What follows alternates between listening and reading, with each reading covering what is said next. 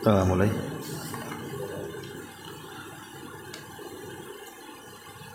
Bismillahirrahmanirrahim. Assalamualaikum warahmatullahi wabarakatuh.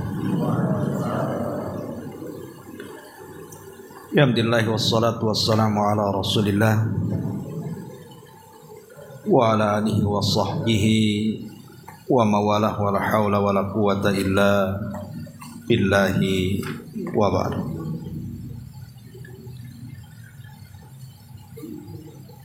Ma'asyiral muslimin yang dimuliakan Allah Subhanahu wa taala.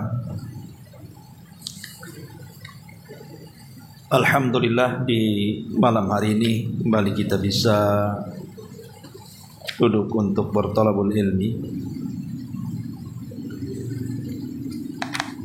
Dan kita masih melanjutkan kajian kita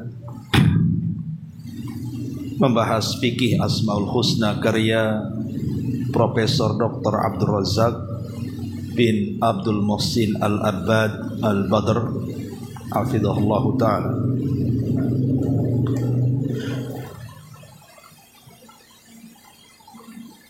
Dan kita masuk pada halaman ke 97 saja, muqaddimah terakhir malam ini.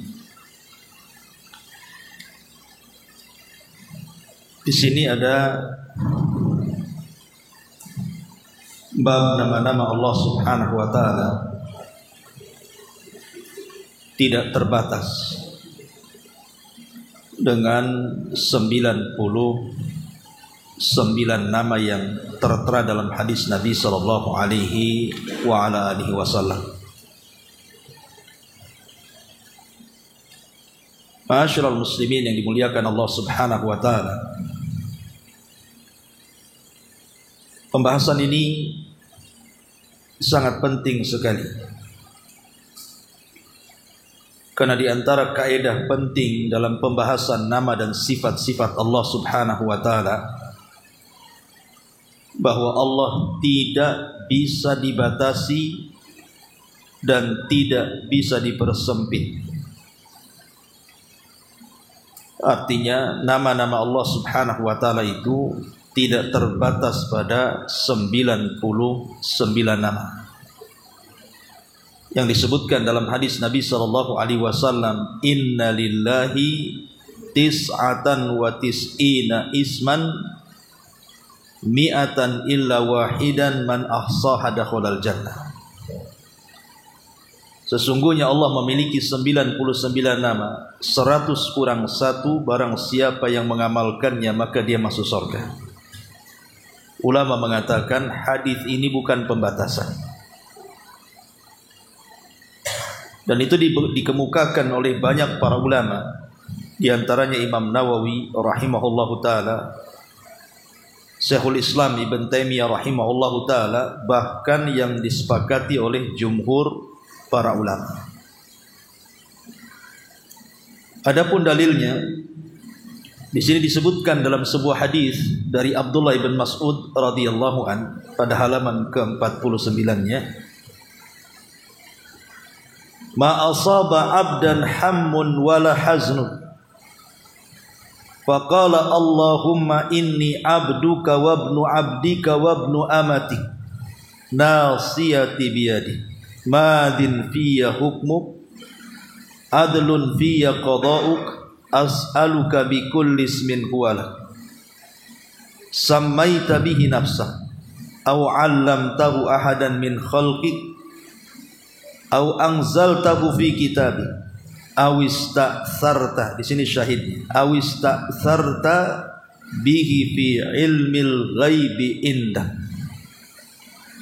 an taj'alal qur'ana rabi'a qalbi wa nura sadri wa jilaa'a huzni wa dhahaba hammi illa adhaballahu hammahu wa huznahu wa abdalahu makanahu farajan an yata'allamaha.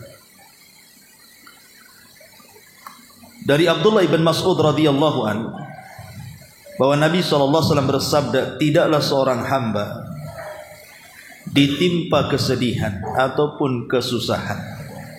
Ini salah satu obat. dari Nabi SAW, kalau antum terkena masalah yang mengakibatkan hidup kita sedih dan susah, kemudian dia mengucapkan doa ini, ya Allah, sesungguhnya aku adalah hamba, anak dari hamba perempuan, ubun-ubunku ada di tangan, hukummu berlaku pada diriku, dan sungguh adil keputusan. Aku memohon kepadamu dengan semua nama yang engkau memiliki, yang dengannya engkau menamai dirimu, atau yang engkau turunkan dalam kitab, atau yang engkau ajarkan kepada salah seorang hambamu. Di sini syahidnya, atau yang engkau simpan dalam ilmu kegaibanmu. Kalimat yang engkau simpan dalam ilmu kegaibanmu menunjukkan bahwa tidak ada pembatasan. Cuman yang kita ketahui 99 nama, yang kita tidak ketahui banyak karena Allah tidak menyebutkan.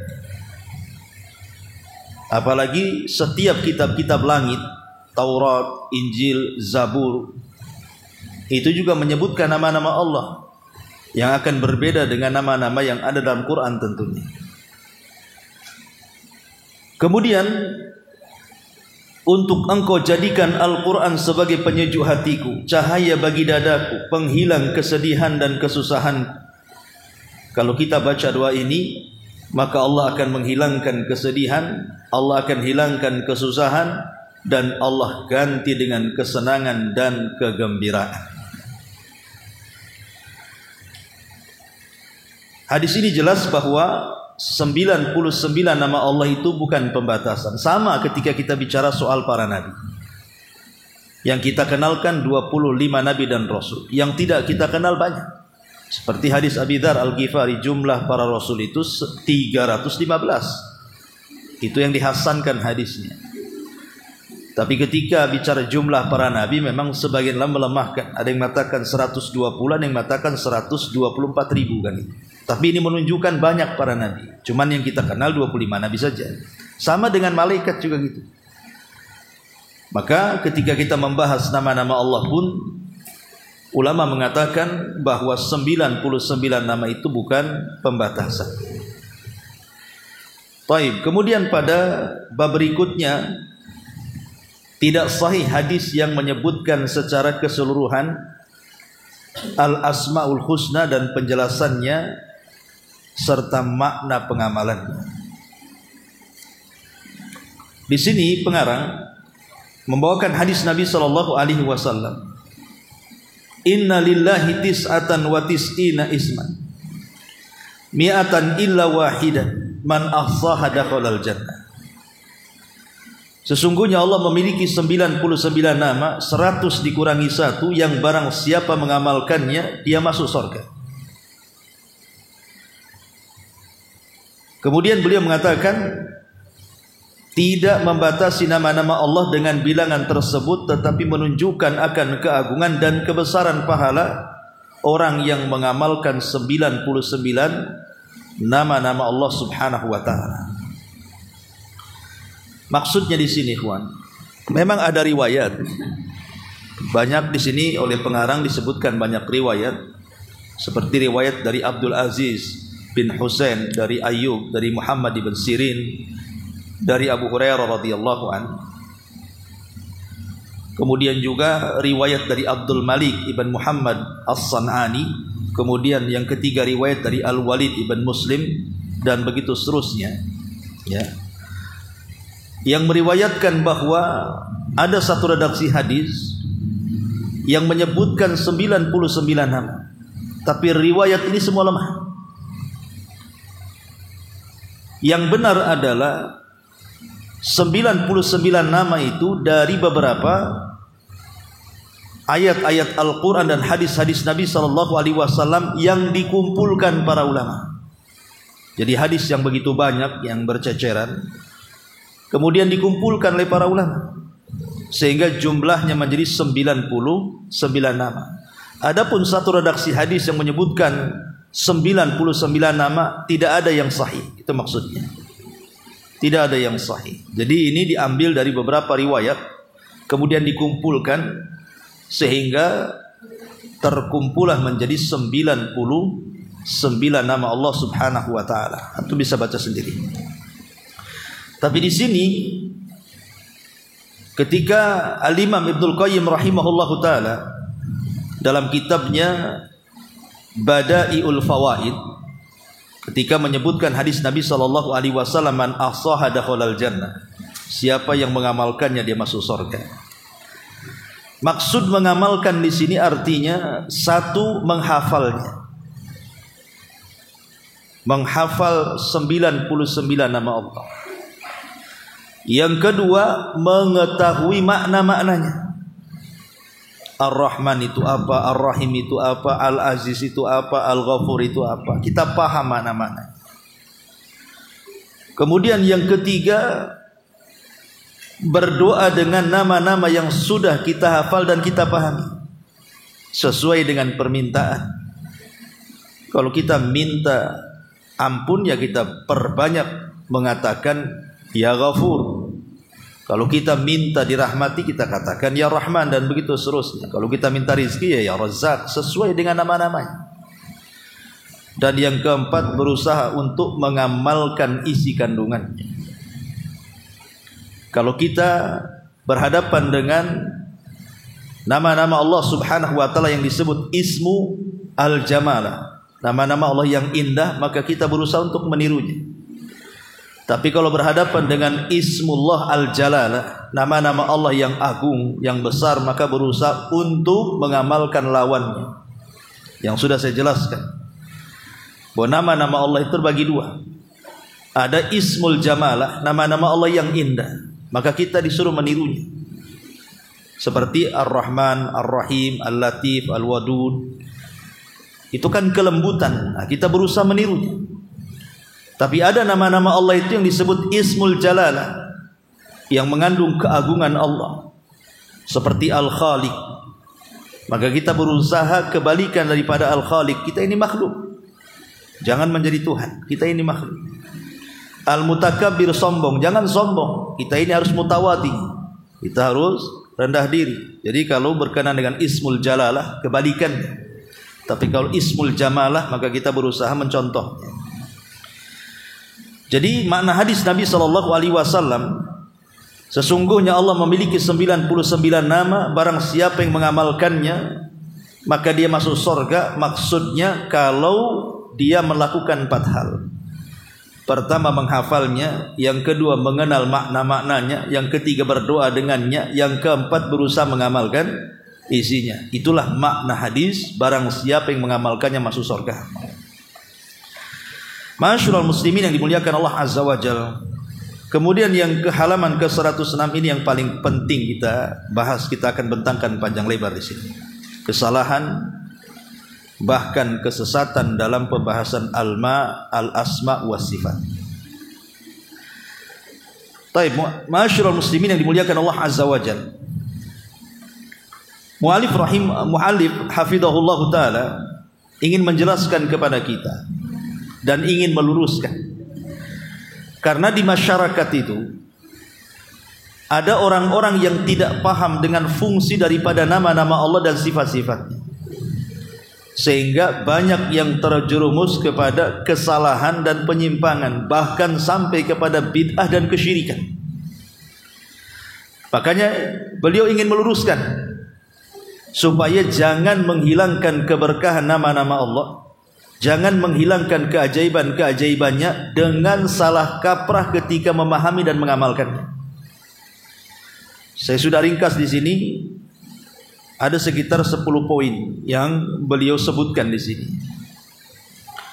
Pertama, beliau mengatakan di sini bahwa di antara bentuk penyimpangan itu adalah sebuah makalah yang beredar akhir-akhir ini, kata beliau, di tengah orang-orang awam yang jahil. Penulis makalah tersebut menjelaskan bahwa setiap nama Allah memiliki khasiat yang mujarab dalam menyembuhkan penyakit tertentu. Seperti penyakit mata, obatnya dengan memperbanyak nama Allah yang ini. Penyakit telinga, obatnya adalah dengan menyebut nama Allah yang itu. Penyakit tulang, obatnya yang ini. Sakit kepala, obatnya yang itu. Dan begitu seterusnya, kata beliau. Dan ini sebuah kebatilan, kata beliau. Allah tidak turunkan padanya keterangan dan tidak ada landasan yang menopang manapun menguatkannya. Bahkan tidak ada dalam zikir-zikir yang disyariatkan ataupun cara pengobatan Islami kecuali tersusun dari dua kata yang sempurna, dan tidak pernah ada zikir dengan cara mengulang-ulang penyebutan satu persatu nama Allah seperti yang dikatakan penulis. Ma'asyiral muslimin yang dimuliakan Allah Azza wa Jalla. Sekarang timbul pertanyaan dari kesalahan pertama ini. Apakah nama-nama Allah Subhanahu wa taala tidak bisa dijadikan obat? Seperti umpamanya Al-Qur'an. Kan Al-Qur'an bisa dijadikan obat karena Qur'an itu kan asy-syifa. Wa nunazzilu minal Qur'an ma huwa syifa. Kami turunkan Al-Qur'an itu bisa menjadi obat, salah satunya dengan cara ruqyah, membaca ayat-ayat Al-Qur'an. Lah bagaimana dengan nama-nama Allah Subhanahu wa taala? Maka pada dasarnya mengobati dengan nama-nama Allah itu disyariatkan. Contoh disebutkan dalam Sahihaini dari Aisyah radhiyallahu anha, dia mengatakan, karena Rasulullah sallallahu alaihi wasallam idza atal maridha, Rasul apabila menjenguk orang sakit, fada'alah, maka Rasul selalu mendoakan orang sakit itu kesembuhan. Kemudian beliau membaca adhibil ba'sa rabban nas ashfi anta syafi la shifaa illa shifaa'uk shifaan la yughadiru saqama.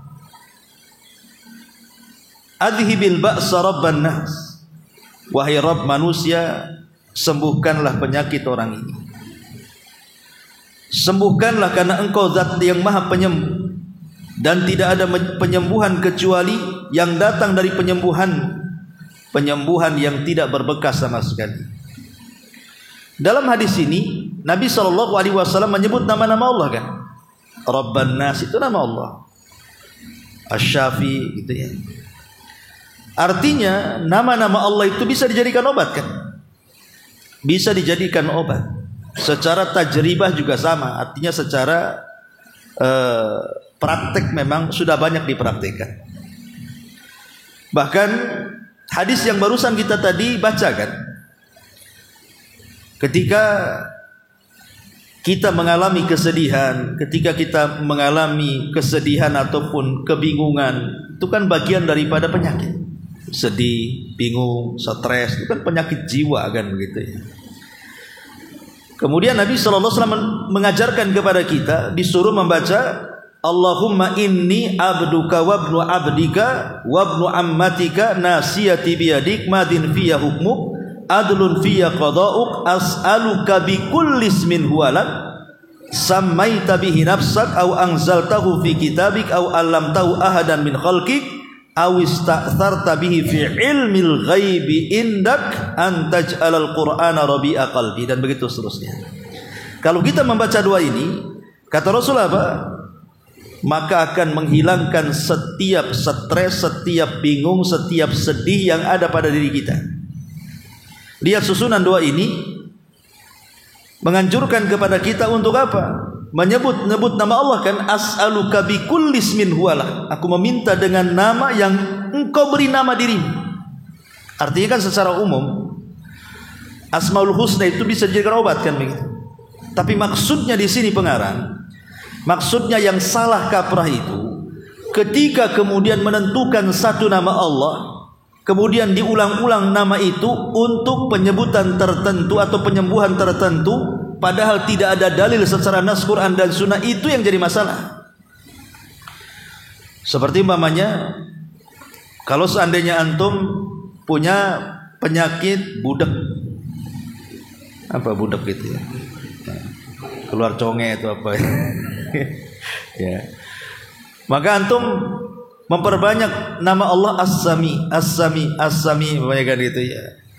Ya Allah sembuhkan diriku, Engkau zat yang maha mendengar, maha mendengar, maha mendengar. Ini tidak ada dalilnya seperti ini, kawan. Atau yang buta, ya basir, ya basir, ya basir gitu ya. Atau mungkin antum yang sudah tua, sudah 70 tahun, jalan pun sudah susah, pengen tulangnya kuat, antum menyebut nama Allah ya qawi, ya qawi, ya qawi gitu ya. Ya qawi biar kuat kan ini. Ya tetap aja antum enggak akan kuat. Karena tidak bisa pengobatan seperti itu.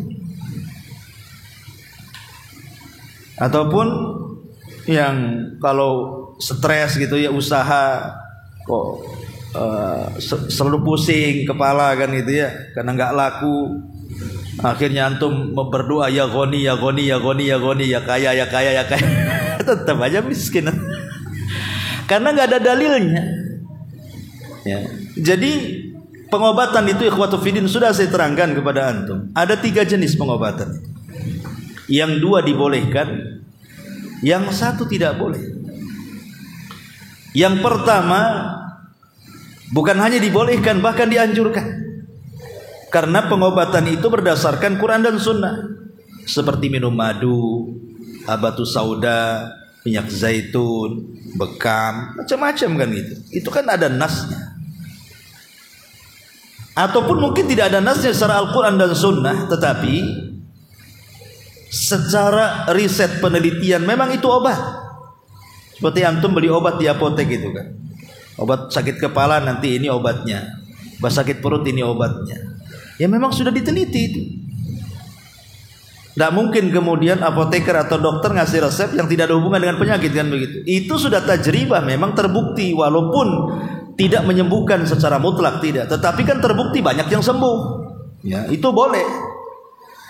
Lah yang terakhir yang tidak boleh itulah yang kemudian kata para ulama menjadikan sebab penyembuhan yang bukan penyembuhan. Ja'ala sabab ma laisa bisababi, menjadikan sebab yang bukan sebab, ini syirik kecil, nggak boleh. Ya, makanya ini masuk di sini.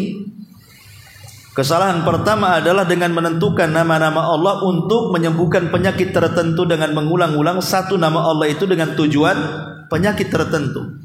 Ini tidak ada. Ya, ini yang pertama yang disebut kesalahan oleh pengarang di sini. Kemudian yang kedua, kata beliau, sebagian orang menjadikan nama-nama Allah itu sebagai jimat ataupun jampi-jampi yang digantungkan di mobil, di rumah-rumah, untuk penjagaan, untuk perlindungan dari penyakit hasad dan selainnya, santet, sihir, tukang tenun dan yang semacamnya.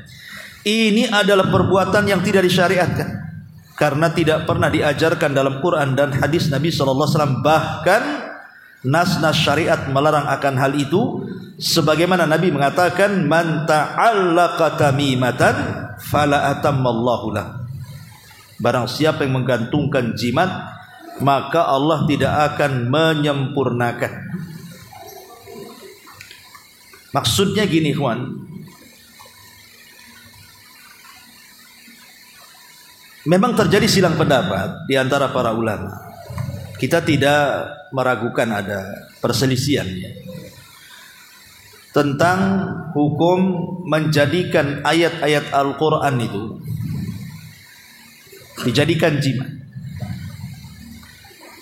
Memang ada 2 pendapat, ada yang membolehkan dan ada yang melarang. Di antara yang membolehkan adalah alasan mereka boleh menggunakan Al-Quran ataupun nama-nama Allah dan sifatnya, jadikan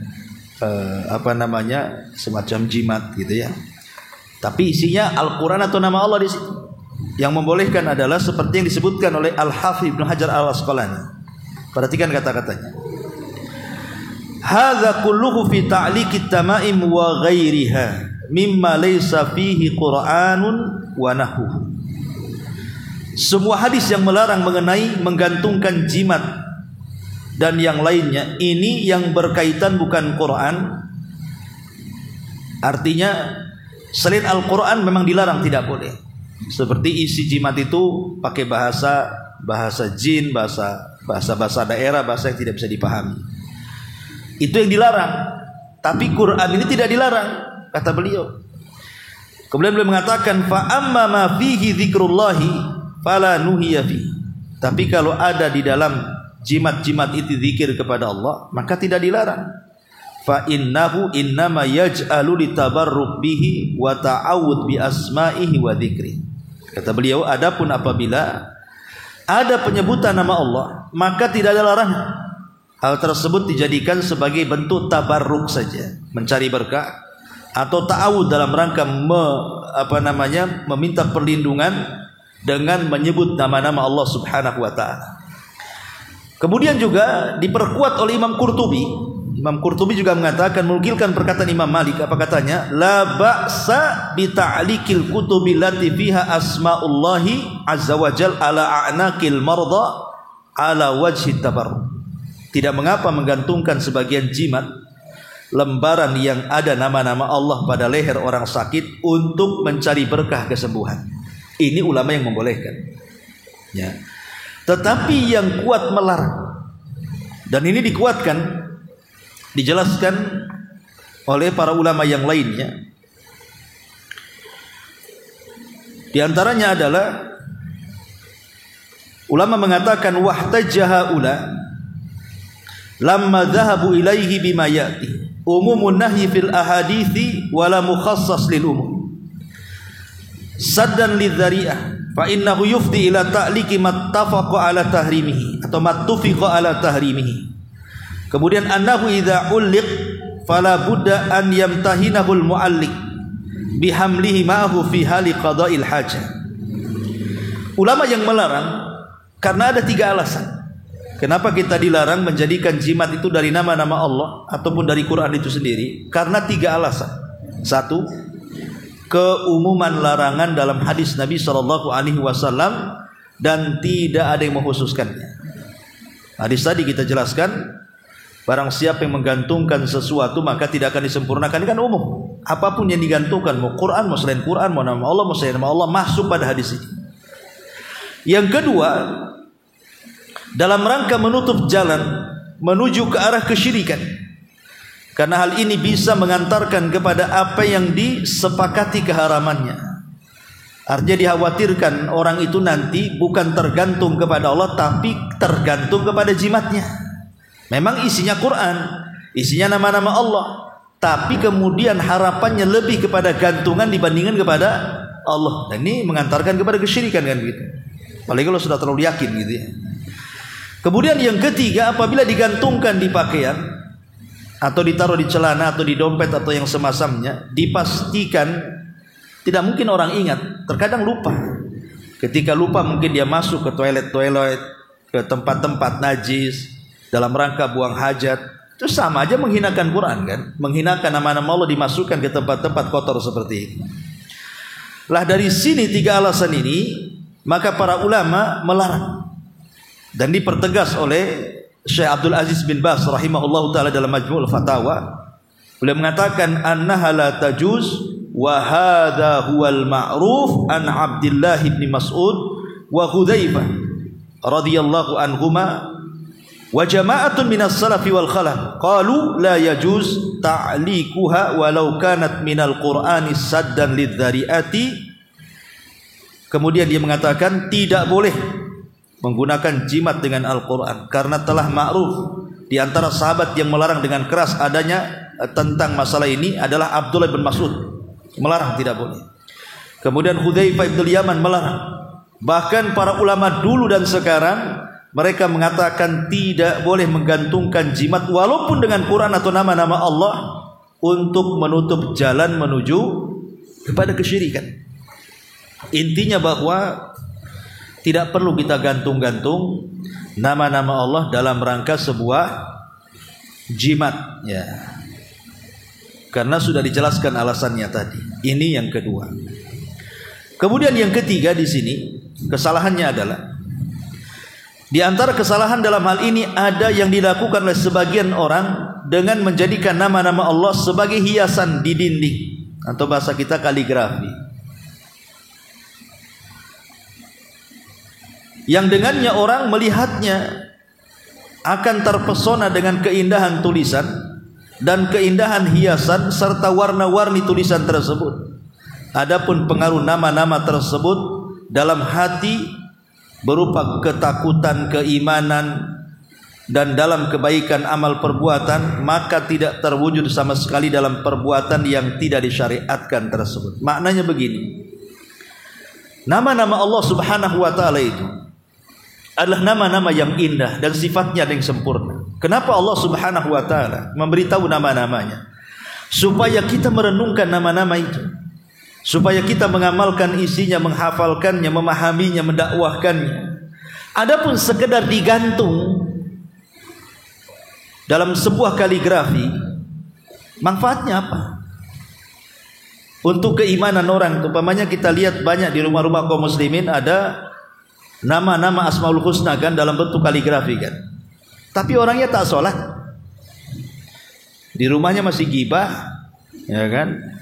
Masih juga makan riba di situ. Kemudian tidak mau sedekah, bakhil, macam-macam kan gitu. Pengaruhnya apa? Padahal di depannya itu terpampang Asmaul Husna besar kali kaligrafinya, sampai orang terpukau bulan nengoknya. Padahal sebenarnya Asmaul Husna itu bukan itu maksudnya. Man ahsaha dakhalal jannah. Allah memberitahu nama-nama Allah dan kemudian kita berusaha mengamalkannya masuk surga itu. Saya sudah katakan 4 perkara tadi. Kita disuruh menghafalnya, memahaminya, mengamalkannya dan berdoa dengannya. Tidak ada disuruh menggantungkannya di situ. Yang kadang-kadang kita saksikan, terkadang nama Allah dengan nama Muhammad itu sejajar.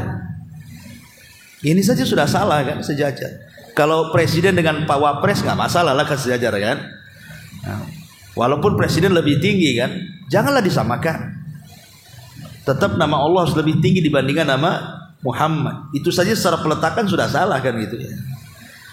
Jadi intinya ma'asyiral muslimin yang dimuliakan, pengarang ini mengatakan bahwa kalau bisa jangan hanya sekedar jadikan tulisan kaligrafi yang hanya dinikmati keindahannya, tapi nama-nama Allah itu tidak melahirkan perasaan takut, perasaan harap, semangat beramal, semakin kita rajin beribadah. Jadi apa manfaatnya kalau harus sudah digantung? Itu maksudnya. Ini kesalahan yang ketiga. Ma'asyiral muslimin yang dimuliakan Allah Azza wa Jalla, adapun tentang larangan memasang kaligrafi, sebenarnya jangan cerita Asmaul Husna.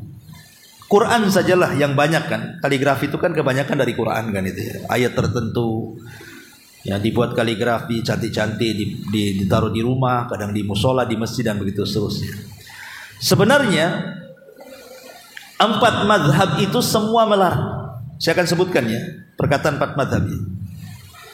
Pertama dari mazhab Hanafi, dikatakan oleh Imam Ibnu Nujaim yang wafat pada tahun 970 Hijriah mengatakan, "Walaisa bimustahsan kitabatul Qur'ani 'alal maharibi wal jidran lima yakhafu min sukutil kitabati wa antuta," kata beliau.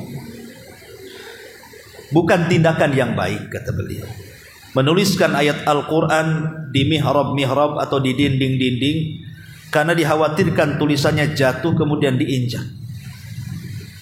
Ini menurut siapa? Ibnu Nujaim dari kalangan mazhab Hanafi.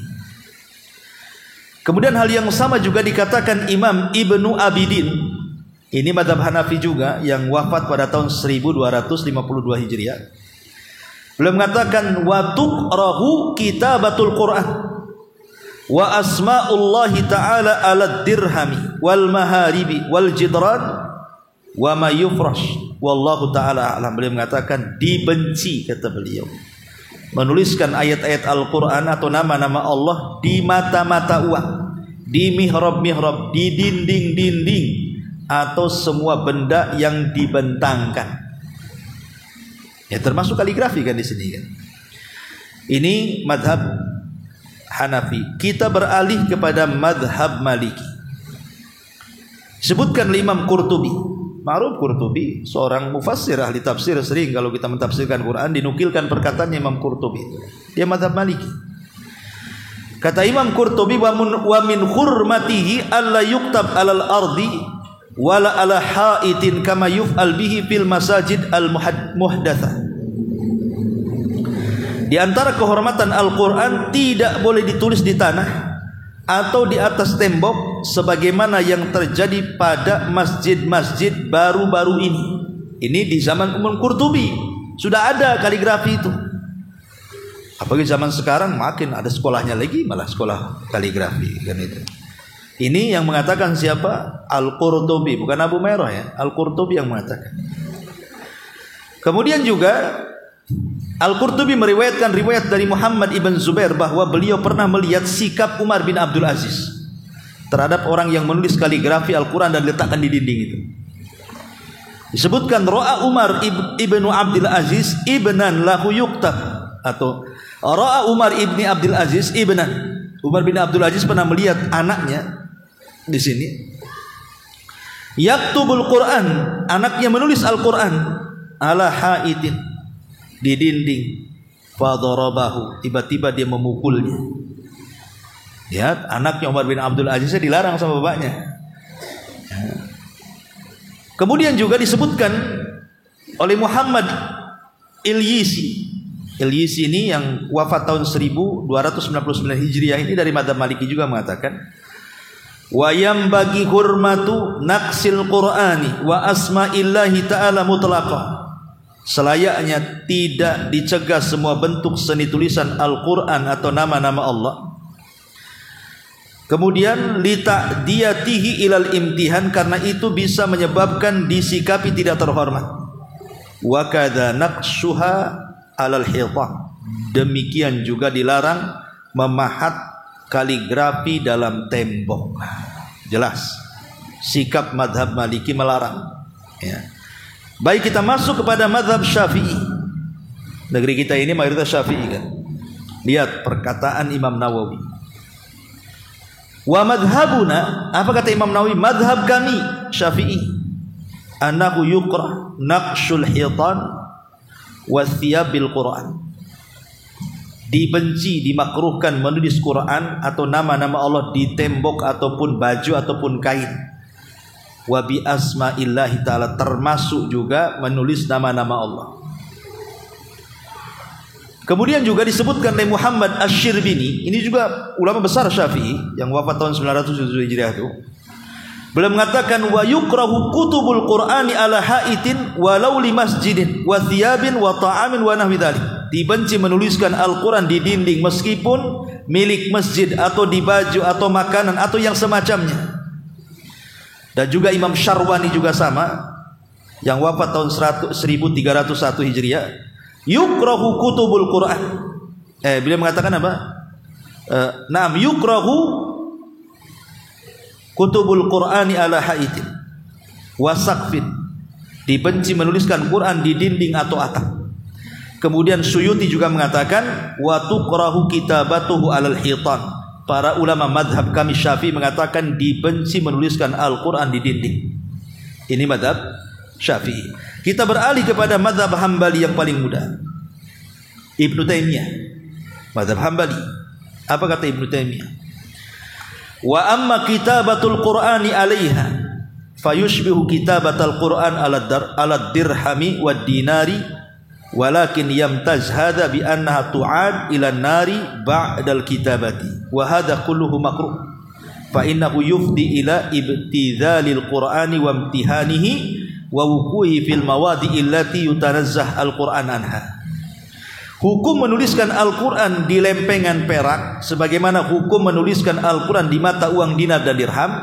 Bedanya, tulisan di lempengan perak dibakar lalu setelah diukir, dan ini semua dibenci karena bisa menjadikan sebab pelecehan Al-Quran dan disikapi tidak terhormat atau diletakkan di tempat yang tidak selayaknya diletakkan.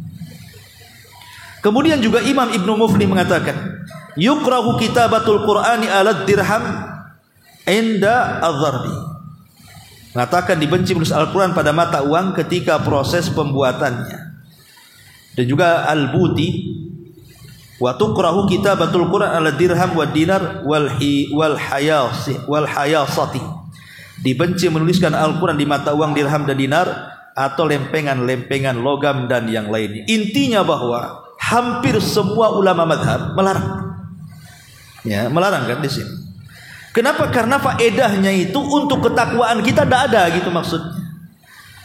Karena yang disuruh, kenapa Allah mengenalkan nama-namanya lewat Al-Quran atau lewat hadis-hadis yang sahih dari Nabi SAW itu, disuruh mengamalkan, dihafal, kemudian dipahami, kemudian diamalkan dan dijadikan doa, bukan digantung gitu maksudnya. Ini saya hanya menukilkan ulama mazhabnya. Terserah antum lah. Kalau antum masih ngayal ya terserah. Kan itu. Baik, ini kesalahan yang keempat. Kesalahan ketiga. Sekarang masuk kesalahan yang keempat.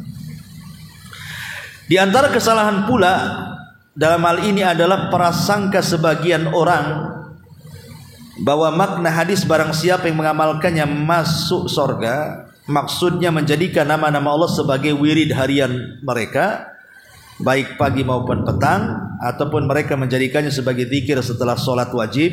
Bahkan sebagian mereka mengulang-ulang satu nama Allah hingga puluhan kali atau ratusan kali. Semua ini adalah perbuatan yang tidak diperintahkan alias bid'ah, yang tidak ada dalil akan disyariatkan, dan telah dijelaskan makna mengamalkan nama-nama Allah yang tadi saya sudah katakan. Ya. Jadi ada orang yang salah paham dengan hadis Nabi bahwa Allah memiliki 99 nama, barang siapa yang mengamalkannya maka dia masuk surga. Akhirnya kemudian hanya sekedar dijadikan wirid saja. Kadang-kadang diulang-ulang satu nama itu aja. Ya Latif, ya Latif, ya Latif, ya Latif gitu kan. Nah, ini tidak ada contoh. Karena tadi sudah saya katakan 4 poin dalam hadis tadi yang disebutkan para ulama. Menghafal, mengetahui maknanya, berdoa dengannya dan berusaha mengamalkannya. Itu maksud hadis itu. Bukan untuk dijadikan wirid-wirid tertentu, kecuali memang ada dalilnya, maka tidak masalah. Karena begini, masyaallah muslimin yang dimuliakan Allah Subhanahu wa taala. Ada sebagian orang berdalil, umpamanya dia menggunakan wirid Allah, Allah, Allah, Allah, Allah, Allah, Allah, Allah, atau disingkat huwa, huwa, huwa, huwa, huwa, hu, jadi hu jadinya kan. Ya, kan ada tuh yang begitu. Bukan tidak ada dalilnya. Mereka ada dalilnya juga. Apa dalilnya? Mereka berdalil dengan hadis Nabi SAW tentang akhir zaman. Tentang akhir zaman. Di mana Nabi SAW mengatakan dalam riwayat Muslim itu, la taqumus sa'atu hatta la yuqal fil ardi Allah, Allah, Allah. Tidak akan tegak pada hari kiamat, tidak akan tegak kiamat sampai tidak disebut lagi di bumi ini Allah, Allah, Allah. Berarti di sini boleh kita berzikir dengan mengulang-ulang kalimat Allah, Allah, Allah, Allah, Allah, atau kemudian disingkat huwa, huwa, huwa, atau disingkat hu. Gitu ya. Dalilnya ini. Ya. Para ulama membantah seperti yang disebutkan Syekh Bakar Abu Zaid rahimahullahu taala, dia mengatakan yang dimaksud hadis ini la taqumu hatta la yuqal fil ardi Allah, Allah. Tidak akan tegak hari kiamat sampai dikatakan di bumi itu kalimat Allah, Allah, yang dikeluarkan Imam Muslim di sini. Kata beliau, maksudnya di sini artinya at-tauhid, bukan lafaz Allah, Allah di sini. Kalau diartikan berarti tidak akan tegak hari kiamat sampai tidak disebut lagi padanya at-tauhid.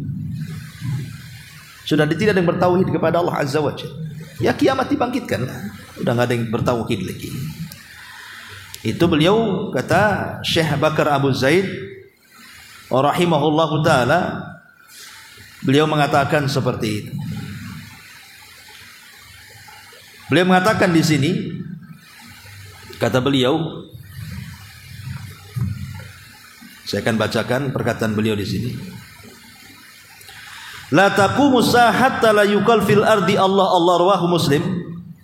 Wal murad, adapun yang dimaksud dalam hadis ini adalah qauluhu la ilaha illallah. Dan ini disebutkan oleh Imam Zahabi dalam Syiar A'lamin Nubala, bahwa yang dimaksud kalimat Allah, Allah di sini tidak akan terjadi kiamat sampai di bumi tidak ada lagi yang menyebut la ilaha illallah. Gitu maksudnya hadis ini. Bukan Allah Allah Allah, walaupun lafadznya memang Allah Allah, tapi kan hadis ini kan harus ada keterangan ulama. Kita tidak bisa letterlek hadis kan, dohir hadis seperti itu kita pahami. Sehingga langsung kita simpulkan, kita harus melihat penjelasan para ulama. Makanya Syekh Bakar Abu Zaid rahimahullah membantah. Dimaksud Allah Allah di situ maksudnya kalimat la ilaha illallah. Kenapa demikian? Karena ada riwayat yang dikeluarkan Imam Ahmad yang menjelaskan riwayat itu.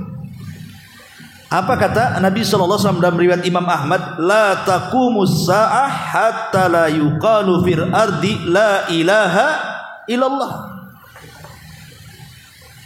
Jadi karena ada riwayat yang lain yang menegaskan kalimat la ilaha illallah, berarti yang dimaksud hadis yang pertama bahwa tidak akan terjadi kiamat sampai tidak ada yang menyebut Allah Allah. Dalam riwayat yang lain dijelaskan maksudnya la ilaha illallah, gitu maksudnya. Berarti kalau kita berzikir la ilaha illallah enggak ada masalah. La ilaha illallah, ilaha illallah, enggak masalah.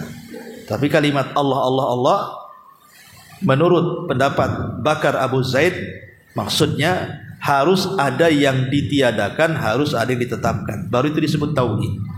Kalau Allah saja belum dikatakan tauhid. Kenapa? Karena belum ada yang dibuang. Kan sesembahan di bumi kan banyak. Ada yang menyembah pohon, menyembah gunung, menyembah sapi, menyembah gajah, macam-macam disembah. Ya, termasuk juga ada yang menyembah Allah kan begitu. Karena sesembahan banyak ini, maka yang batil dibuang. La ilaha, yang hak ditetapkan. Itu maksudnya. Itu baru tauhid. Ada yang dibuang, ada ditetapkan. Kalimat Allah bukan tauhid, karena belum ada yang dibuang. Itu kan penetapan saja. Makanya kemudian kalimat Allah belum dikatakan tauhid sampai dia mengucapkan kalimat la ilaha illallah. Itu baru kalimat tauhid. Itu maksud yang disebutkan oleh Syekh Bakar Abu Zaid rahimahullah di sini. Ya. Ma'asyiral muslimin yang dimuliakan Allah Azza wa Jalla, ini yang keempat. Yang kelima, beliau mengatakan di sini selain hal yang lebih ekstrim daripada itu lagi. Masalah ini adalah keyakinan sebagian orang bahwa setiap nama Allah memiliki keistimewaan dan rahasia, dan bahwasanya setiap nama Allah memiliki khadim, pembantu religi yang akan membantu orang yang tekun berzikir dengannya. Sebagian orang yang menelusuri jalan ini meyakini bahwa mereka dapat menyingkap hal-hal yang gaib dan yang tersembunyi bagi makhluknya, sementara sebagian lain meyakini bahwa nama Allah yang agung dapat membuka hal yang tertutup, mendatangkan karamah dan memperoleh hal-hal yang luar biasa. Nah, ini kan pintu khurafat, dan saya pernah alami dulu waktu masih kecil di desa saya di Jawa Barat tuh. Dan orang-orang dulu banyak khurafat ya. Rata-rata terjadi di perguruan-perguruan silat biasanya. Nanti ada amalan-amalan tertentu yang terkadang itu amalan-amalan itu nama-nama Allah tuh. Ya. Jadi kalau diamalkan nih nama-nama Allah tertentu dibaca sekian kali itu nanti akan datang jurus-jurus macam-macam. Keluar jurus harimau, keluar jurus kerasakti apa. Kita digerakkan sendiri itu. Nah, ini kan diyakini ada khodamnya, itu jin setan itu. Nggak ada hubung kait nama-nama Allah dengan khodam, nggak ada. Ini kan menjerumuskan kepada khurafat ya. Dan itulah dijadikan pintu masuk para dukun. Para dukun tuh masuk lewat sini. Karena begini ikhwan, kata Syekh Shalih Fauzan hafizahullah ta'ala, sebuah kebenaran itu kalau nampak 100%, sebuah kebatilan itu kalau nampak 100% gak akan diterima. Tapi kalau dibumbui 50% yang batil, 50% yang hak, pasti diterima orang. Kenapa? Karena tercampur mana hak mana batil sehingga orang tak tahu. Kalau kebatilan nampak 100%, orang gak mungkin mau menerima. Tapi kalau sudah dicampur dengan yang hak yang batil, itu tertutupi yang batil, nampak yang hak, orang masuk di situ. Oh, ini mantap ini katanya perguruan silat ini ada amalan-amalannya, diajarkan amalan Asmaul Husna. Dan siapa yang membacanya dia akan sakti, mandraguna dan begitu seterusnya. Ini enggak khurafat, ikhwan. Asmaul Allah bukan untuk itu. Ya. Asmaul Husna itu untuk memasukkan kita ke sorga dengan cara menghafalnya, memahaminya, berdoa dan berusaha untuk mengamalkan isinya. Ini yang kelima. Kemudian yang keenam, di sini sebuah kesalahan juga kata beliau. Di antara kesalahan adalah yang dilakukan sebagian hamba dalam munajat atau berdoa kepada nama-nama Allah dengan menyebut aku beribadah kepada nama Rabbku atau aku sujud kepada nama Rabbku. Kita tidak boleh mengatakan demi nama Rabbku, karena kalimat itu tidak diajarkan. Makanya ketika turun ayat sabbih isma rabbikal a'la atau fasabbih bismi rabbikal azim, dijelaskan Nabi SAW di sini diperintah Allah dengan menyatakan dalam sujudnya subhana rabbiyal a'la atau subhana rabbiyal azim. Artinya menyebut nama Allah itu dalam rangka mensucikan, bukan dalam rangka memanggil berdoa, ya, bukan menyebut nama Rabb, tetapi langsung ya Rabb, ya Rahman, ya Rahim. Itu maksudnya, ya. Tidak usah dikatakan namanya dengan menyebut nama Ar-Rahman, nama Ar-Rahim. Tidak perlu, langsung ya Rahman irhamni, ya Razzaq urzuqni. Itu maksudnya. Ini yang keenam. Kemudian yang ketujuh, di antara kesalahan dalam hal ini pula apa yang diucapkan oleh sebagian orang dalam doanya dengan menunjukkan doanya kepada sifat-sifat Allah, seperti wahai rahmat Allah, wahai ampunan Allah, wahai kemuliaan Allah, wahai wajah Allah, wahai tangan Allah, atau yang sejenisnya. Ini tidak boleh, karena sifat itu sifat itu bukan menunjukkan zat. Walaupun setiap zat itu punya sifat, kan itu. Tapi sifat itu bukan zat. Yang kita panggil zatnya, bukan sifatnya. Ya. Makanya yang kita panggil itu nama-nama Allah. Ya Allah, ya Rahman, ya Rahim, ya Malik. Bukan sifat-sifatnya. Ya.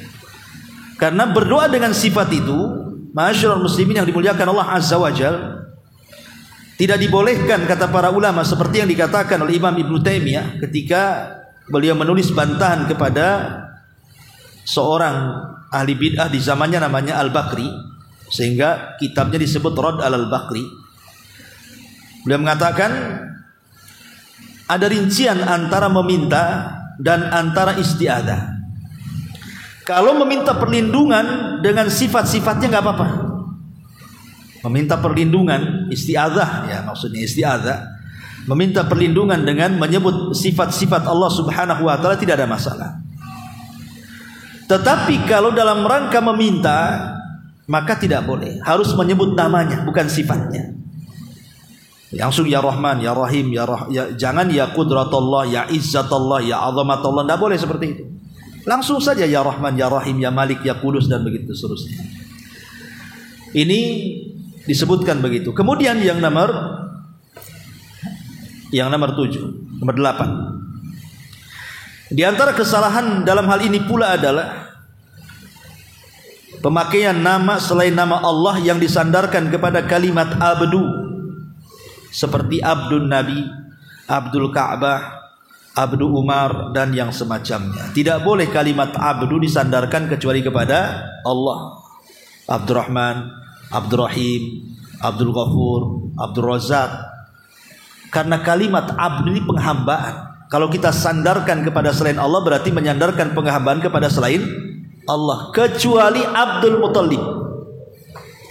Ulama mengecualikan dengan kalimat Abdul Muttalib. Alasannya, kenapa khusus Abdul Muttalib boleh? Karena Nabi SAW pernah dalam satu perangan beliau mengatakan ana nabi la kadzib wa ana ibnu Abdul Muttalib. Saya nabi dan saya tidak berdusta dan saya keturunan Abdul Muttalib.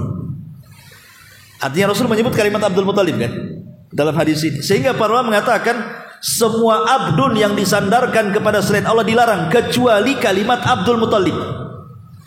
Ulama mengatakan seperti itu. Walaupun kata para ulama yang lain tetap Abdul Muthalib pun tidak boleh, kecuali dalam rangka khobar, bukan dalam rangka insya katanya. Kalau dalam rangka pengkhabaran gak apa-apa. Rasul mengatakan saya ini putra Abdul Muthalib, kan menghabarkan, hanya sekedar kabar saja, ya, bukan dalam rangka insya, memerintah, melarang ataupun bertanya, bukan. Kalau menghabarkan saja nggak masalah. Tapi kalau insya dalam bentuk perintah atau larangan ataupun istifham, sebuah pertanyaan, maka tidak boleh. Tetap ulama pun mengatakan tidak boleh.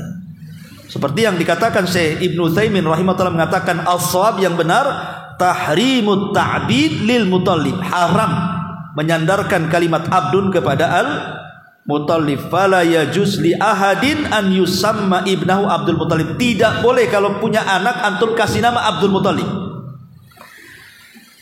Kenapa demikian? Kata beliau, adapun kalimat Nabi ana Abdul Muthalib, ana ibnu Abdul Muthalib, kata Syekh Utsaimin, fahadha min babil ikhbar wa laysa min babil insya. Ini hanya penghabaran saja, bukan insya, bukan sebuah perintah, larangan atau sebuah pertanyaan, tidak. Ya. Ma'asyiral muslimin yang dimuliakan Allah Azza wa Jalla, intinya tidak dibolehkan. Katakan anak kita kalau lahir Abdullah, Abdurrahman, Abdurrahim, ya gitu ya. Abdul Ka'bah nggak boleh. Taib. Kemudian di sini yang nomor 9. Di antara kesalahan dalam hal ini pula adalah memberikan sebagian makhluk seperti nama Nabi SAW dan selainnya nama-nama Allah yang baik yang khusus bagi Allah, seperti ucapan salah seorang di antara mereka, Muhammad yang maha awal, Muhammad yang maha akhir, Muhammad yang maha tinggi, yang maha zahir. Tidak boleh mensifatkan seorang nabi sekalipun dengan sifat-sifat Allah, tidak boleh. Tetap yang namanya makhluk, khalik, dibedakan, jangan disamakan. Ini yang nomor berapa? 9. Nomor 10. Kemudian juga di antara keharamannya memberi nama-nama dengan nama-nama Allah yang khusus bagi Allah. Nggak boleh kita memberi nama yang khusus bagi Allah. Ikhwatu fillah muliakan Allah Azza wa Jalla, maksudnya gimana? Begini ya rinciannya. Memberi nama dengan nama-nama Allah Azza wa Jalla itu ada beberapa rincian. Yang pertama, nama Allah yang disertakan dengan alif lam. Nama Allah yang disertakan alif lam, seperti umpamanya Al-Hakim, Al-Aziz, Ar-Rahman, Ar-Rahim, ada alif lamnya di situ kan. Ya. Maka tidak boleh memberi nama siapapun dengan nama-nama Allah yang disertakan kalimat alif lam. Antum punya anak namanya Al-Aziz, tidak boleh. Al-Hakim, tidak boleh. Tapi kalau seandainya tidak ada alif lam, maka sebagian nama Allah boleh. Seperti Hakim, Aziz, boleh. Jangan kasih alif lam. Ya. Kemana Hakim? Kemana Aziz? Nah, gitu ya. Jangan pakai alif lam.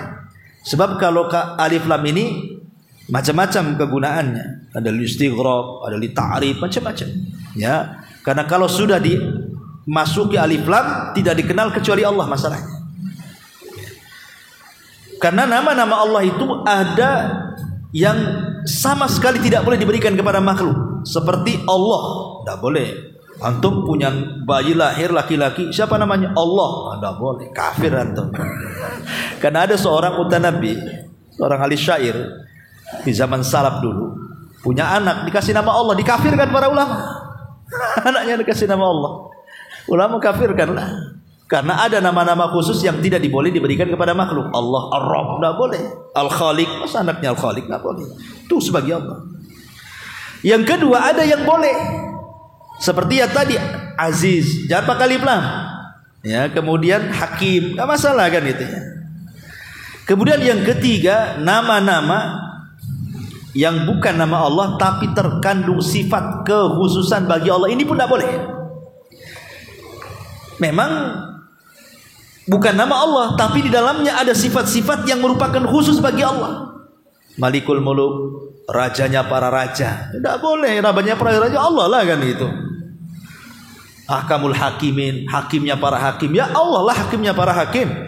Hakim agung, ya kan? Nah, itu memang ada nama-nama yang terkandung sifat yang khusus bagi Allah. Walaupun dia bukan nama Allah, tapi kalau terkandung sifat yang khusus bagi Allah, tidak boleh. Karena begini, di zaman Nabi ada seorang sahabat yang diberi kunyah, gelar Abul Hakim. Ya, Abul Hakam. Kenapa Abul Hakam? Karena di kaumnya terkenal dia tukang mendamaikan orang. Ya, jadi kalau ada orang berselisih datang sama dia. Apabila didamaikan, damai itu. Makanya orang-orang menyebutnya Abul Hakam. Ya, bapak yang punya hukum bahasanya kan itu ya. Karena dia suka damaikan orang. Jadi satu hari berjumpa dengan Nabi. Kemudian Nabi SAW mengatakan, siapa namamu? Dia mengatakan, saya Abul Hakam. Nama saya Abul Hakam. Kata Nabi, innallaha huwal hukmu wa ilaihil hukmu. Allah lah yang punya hukum dan kembalinya hukum kepadanya. Kemudian Abul Hakam membela diri mengatakan, ya Rasul, kaumku kalau berselisih datang kepada aku damaikan. Makanya mereka menggelari aku dengan Abul Hakam. Maka Rasul mengatakan begini saja, kamu punya anak berapa? Saya punya anak sekian. Satu yang namanya Muslim, anakku. Yang kedua namanya Abdullah. Yang ketiga ada juga namanya Syureh katanya. Kata Rasul, kamu Abu Syureh.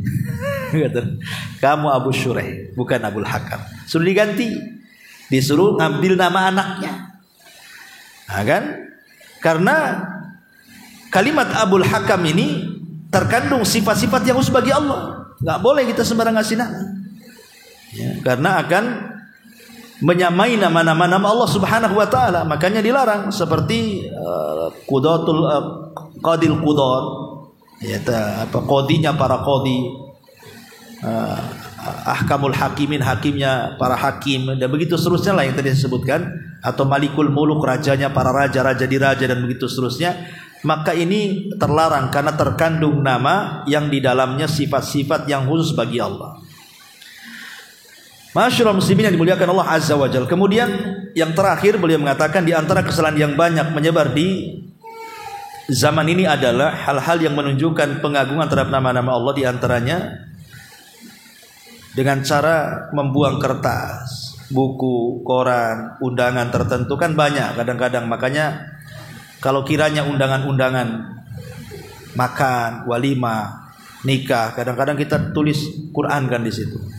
Atau Bismillahirrahmanirrahim. Kadang-kadang kalau antum perkirakan, ini nanti disebar, takut dibuang, takut tercecer, takut gimana kan, nanti dihinakan, gak usah ditulis aja lah kan itu. Ya, gak usah ditulis, supaya jangan dihinakan maksudnya. Tapi kalau antum yakin gak akan dihinakan, ya gak ada masalah. Nah, ini juga yang harus dipahami tentang kesalahan-kesalahan dengan dalam bab nama Allah. Dan yang terakhir pembahasannya adalah bahwa nama-nama Allah itu ada tingkatan-tingkatan. Bahkan ada nama Allah itu kalau kita berdoa dengan nama itu, bertepatan dengan berdoa dengan nama itu yang kita sebut, maka pasti mustajab. Itulah yang disebut dengan Ismul A'zam. Jadi dari nama-nama Allah itu ada namanya Ismul A'zam. Nama-nama yang agung yang kita tidak tahu yang mana satu dari 99 nama itu. Yang jelas ada di situ. Aisyah radhiyallahu anha ditanya, kenapa Allah sembunyikan? Maka Aisyah radhiyallahu mengatakan, maka seperti Lailatul Qadar di 10 akhir Ramadan, supaya kita semangat mencarinya. Maka begitu juga Ismul A'zam dalam nama-nama dan sifat Allah Subhanahu wa taala disembunyikan oleh Allah supaya kita semangat mempelajarinya, semangat mengamalkannya, semangat menghafalnya. Nah, makanya ada tingkatan-tingkatannya di sini. Ya, makanya di sini ada hadis yang mengatakan, laqad sa'alallah bismil a'zam alladzi idza su'ila bihi a'ta wa idza du'iya bihi ajab. Sungguh orang itu telah memohon kepada Allah dengan namanya yang paling agung, yang jika dia diminta dia memberi, dan jika dia memohon pasti akan dikabulkan permohonannya. Ya, ada sebagian ulama mengatakan Allah, Rabb, Al-Hayyu, Al-Qayyum, macam-macam perselisihan ulama, tapi tidak ada dalil yang jelas tentang Ismul A'zam itu. Ya, hanya diperselisihkan, ada yang Al-Hayyu, Al-Qayyum, Ar-Rabb, Allah, Allahumma, dan begitu seterusnya. Wallahu alam. Ini mukadimah terakhir. Insyaallah mungkin minggu depan kita masuk pada bukunya, mempelajari Asmaul Husna dari kalimat Allah dan seterusnya sampai 99 nama. Wallahu alam. Sampai di sini, mudah-mudahan ada manfaatnya. Kita tutup dengan doa kafaratul majlis. Subhanaka wa bihamdika asyhadu an la ilaha illa anta astaghfiruka wa atubu ilaik. Allahu ta'ala alam. Assalamualaikum warahmatullahi wabarakatuh.